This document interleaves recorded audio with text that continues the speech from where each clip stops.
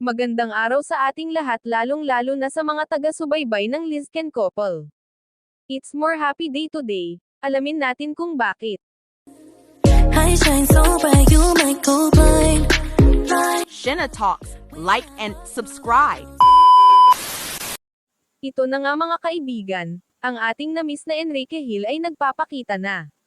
Sa iilang update ng kanyang manager na si Ranbel Rufino sa kanyang Instagram account, ibinahagi niya ang iilang photos nila ni Enrique kasama ang iilang artista.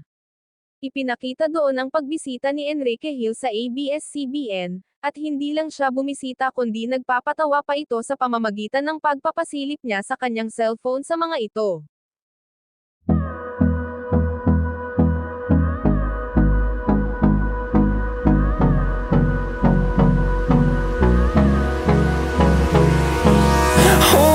Close till I get up. Time is barely on our side. I don't wanna waste what's left. The storms we chase are leading us, and love is all we'll ever trust. Yeah, no, I don't wanna waste what's left.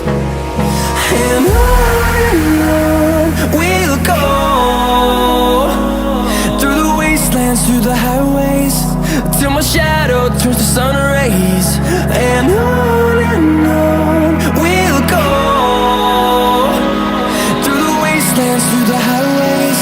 And on we'll go.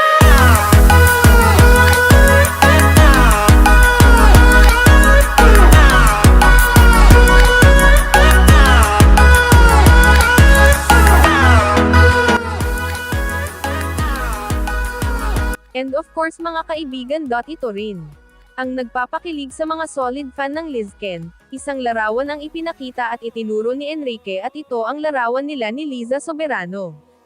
Masaya ang mga fans sa ipinakita ni Enrique at umani ito ng iba't ibang reaksyon galing sa mga solid fan ng Lizken. Samantala, excited naman ang lahat na nag-aabang sa first Hollywood movie ni Liza Soberano. Ayon sa interview sa director movie ni Liza Soberano na si Zelda Williams, ibinahagi nito na si Liza ay isa sa magaling na actress at isa siya sa nagpapa-inspire para gawin ang movie na Frankenstein. Banggit niya, hangang-hanga siya sa galing at husay ng isang Liza Soberano. Kaya naman excited ang lahat na mapanood ito ngayong darating na February. Good luck to both of you, Enrique Hill and Liza Soberano. Thank you for watching.